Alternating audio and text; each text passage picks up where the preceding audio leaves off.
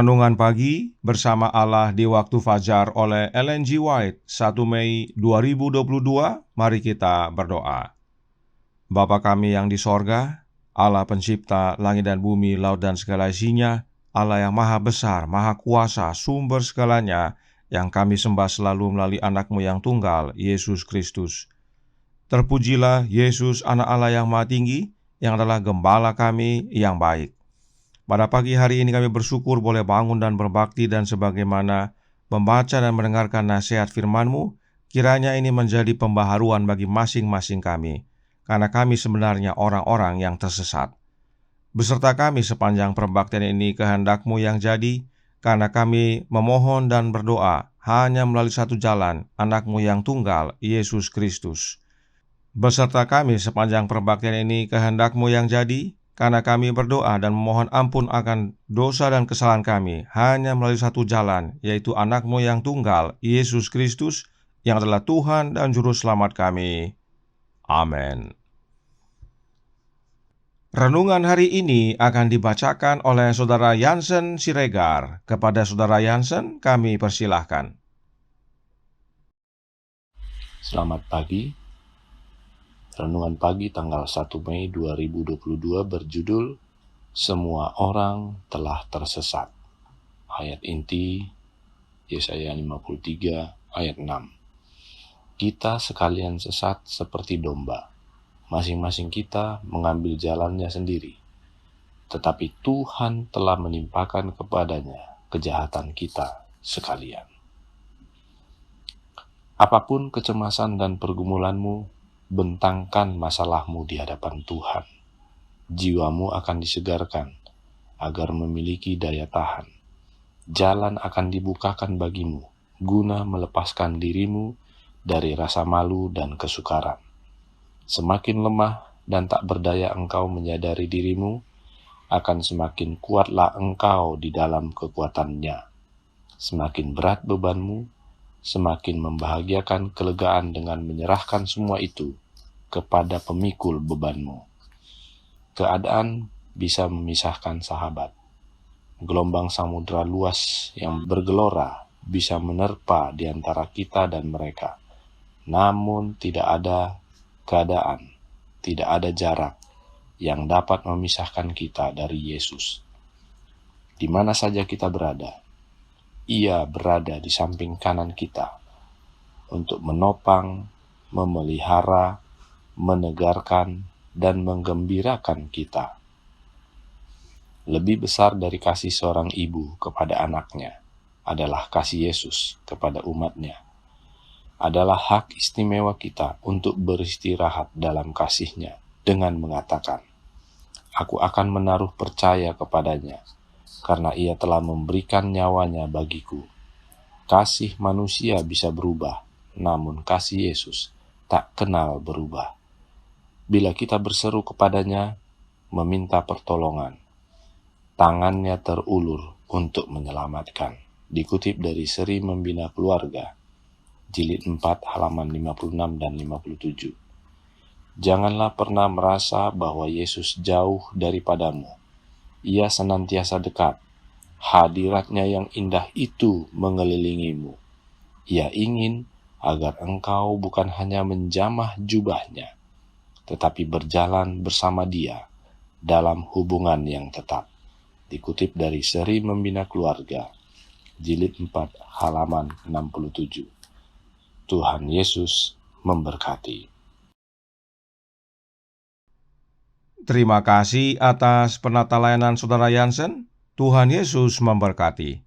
Selamat pagi saudaraku dalam Tuhan. Apakah makna semua orang telah tersesat? Arti semua orang tersesat adalah bahwa semua orang telah jatuh dalam dosa. Itu sebabnya ayat inti renungan hari ini berkata, Tuhan telah menimpakan kepadanya kejahatan kita sekalian. Siapakahnya yang dimaksudkan? Alkitab berkata dalam 1 Yohanes 4 ayat 9 dan 10 berbunyi, "Dalam hal inilah kasih Allah dinyatakan di tengah-tengah kita, yaitu bahwa Allah telah mengutus anak-Nya yang tunggal ke dalam dunia, supaya kita hidup olehnya. Inilah kasih itu, bukan kita yang telah mengasihi Allah, tetapi Allah yang telah mengasihi kita dan yang telah mengutus anaknya sebagai pendamaian bagi dosa-dosa kita. Dia yang dimaksudkan dalam Yesaya 53 adalah Yesus Kristus. Sebagaimana yang kita sudah pelajari bahwa Tuhan dalam huruf besar adalah Allah Bapa. Jadi, Allah Bapa menimpakan kepada anaknya kejahatan kita sekalian.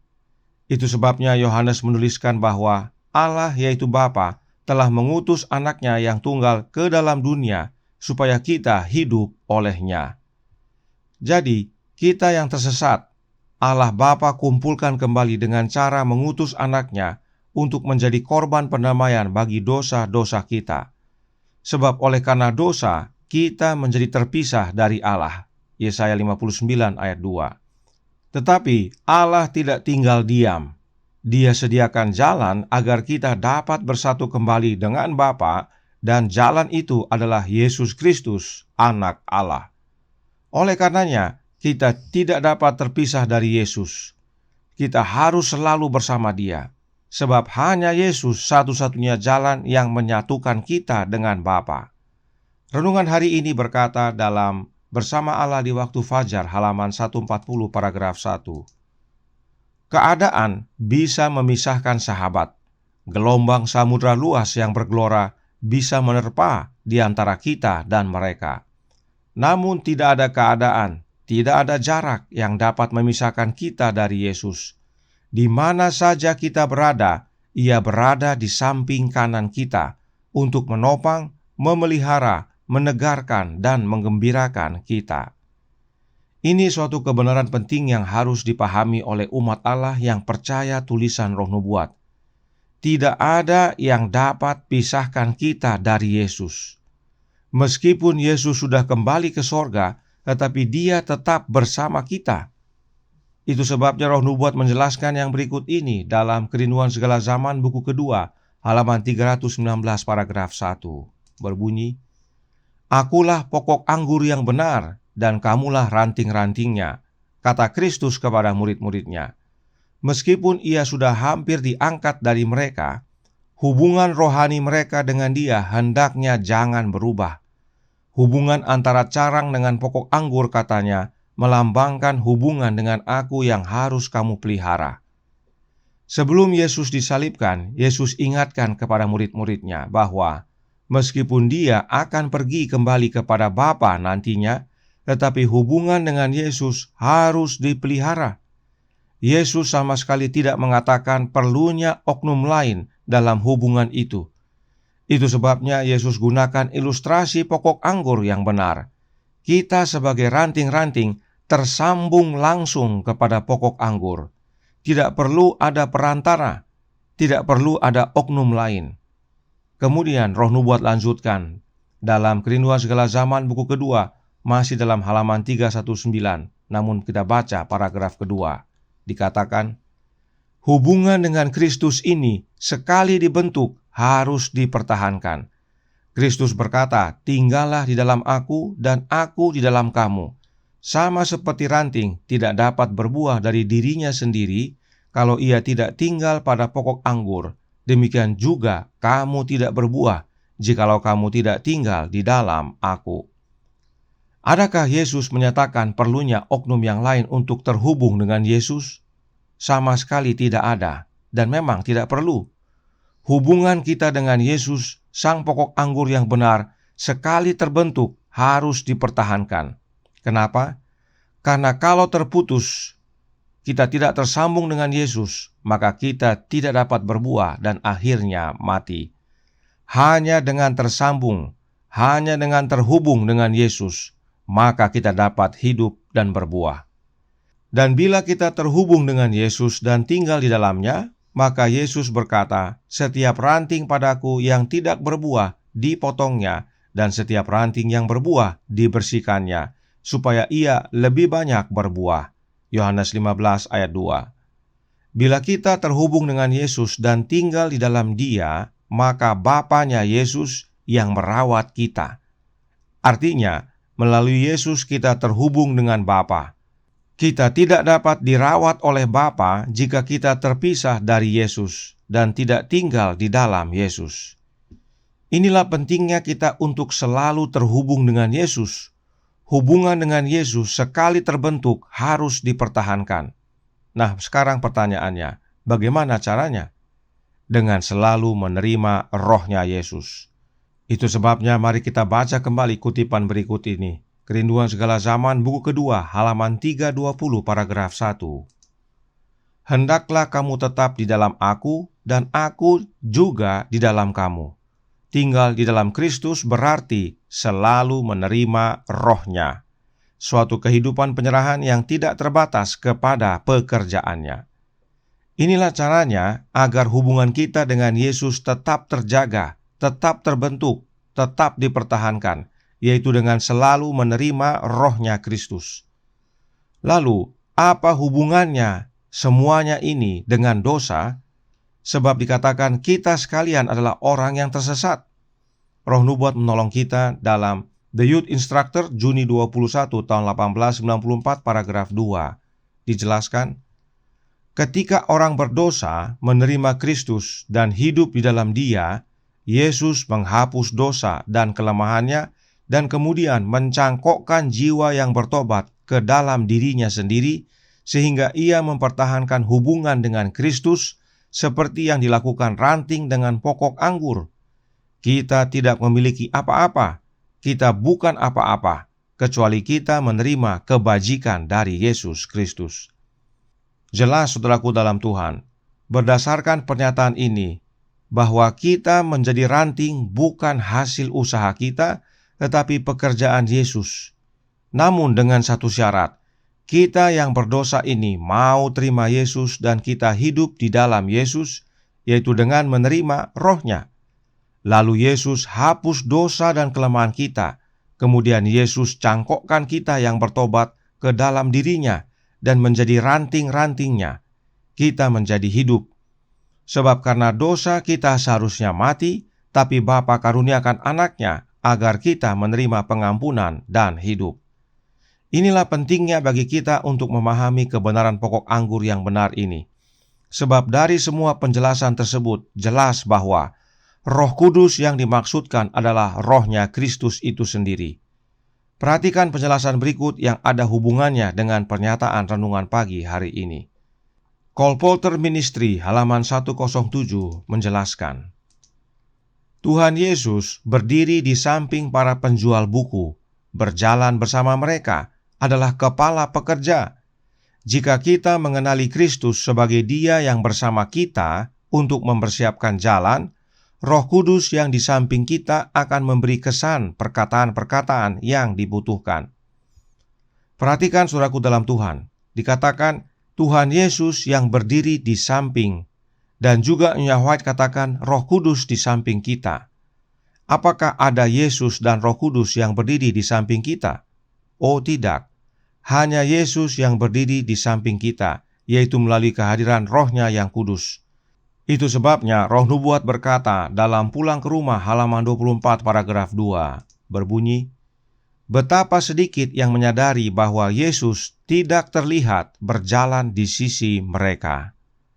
Berjalan artinya menyertai kita, bersama kita, sebab memang Yesus telah berjanji, Aku menyertai kamu senantiasa sampai kepada akhir zaman. Dan Yesus menyertai kita oleh kehadiran rohnya yang adalah hidupnya Yesus itu sendiri. Karenanya jelas bahwa kita semua telah tersesat, tetapi Allah Bapa kumpulkan kembali dengan mengutus anaknya menjadi korban pendamaian bagi kita. Dan agar tetap terpelihara hubungan kita dengan Bapa, maka kita harus tetap pelihara hubungan kita dengan Yesus. Sebab hanya melalui Yesus kita dapat masuk kepada Bapa. Karenanya kita harus selalu bersama Yesus, yaitu dengan menerima kehadiran rohnya. Itu sebabnya renungan hari ini berkata dalam Bersama Allah di Waktu Fajar halaman 140 paragraf 2. Janganlah pernah merasa bahwa Yesus jauh daripadamu. Ia senantiasa dekat. Hadiratnya yang indah itu mengelilingimu. Ia ingin agar engkau bukan hanya menjamah jubahnya, tetapi berjalan bersama Dia dalam hubungan yang tetap. Saudaraku dalam Tuhan, Adakah kita perlu oknum yang lain? Tidak perlu. Cukup Yesus dan hanya Yesus. Segalanya Allah Bapa telah sediakan hanya melalui dan di dalam anaknya, yaitu Yesus Kristus. Yesus yang cari kita, Yesus yang selamatkan kita, Yesus yang sertai kita, dan Yesus yang selalu bersama dengan kita oleh kehadiran Roh-Nya. Itu sebabnya jangan pernah merasa Yesus jauh daripada kita. Dia selalu dekat, Dia bahkan tinggal dalam hati kita oleh kehadiran Roh-Nya. Kiranya ini menjadi sukacita dan pembaharuan bagi kita semua. Tuhan memberkati, saya bawa dalam nama Yesus. Amin. Mari kita berdoa. Bapa kami yang di sorga, Allah pencipta langit dan bumi, laut dan segala isinya, Allah yang maha besar, maha kuasa, sumber segalanya, yang kami sembah selalu melalui anak-Mu yang tunggal, Yesus Kristus. Terima kasih ya nasihat indah tentang kami semua adalah orang yang telah tersesat. Namun oleh karena kasih-Mu ya Bapa, Engkau mengaruniakan anak-Mu yang tunggal untuk datang ke dunia ini, menjadi manusia, mencari kami yang hilang, mengumpulkannya kami kembali untuk dapat bersatu dengan Engkau ya Bapa. Karenanya hubungan kami dengan Yesus sekali terbentuk harus dipertahankan, dan itu hanya dengan menerima Roh Kristus dalam hati kami. Karenanya tolong kami ya Bapa, curahkan Roh anak-Mu dalam hati ini, ubahkan hidup kami ya Yesus, persiapkan kami, sebab Engkau tidak lama lagi akan datang untuk menjemput kami semua. Beserta kami sepanjang hari ini kehendak-Mu yang jadi, ampun kami akan dosa dan salah, karena kami berdoa hanya dalam nama anak Allah yang tunggal, Yesus Kristus, yang adalah Tuhan dan Juru Selamat kami. Amin.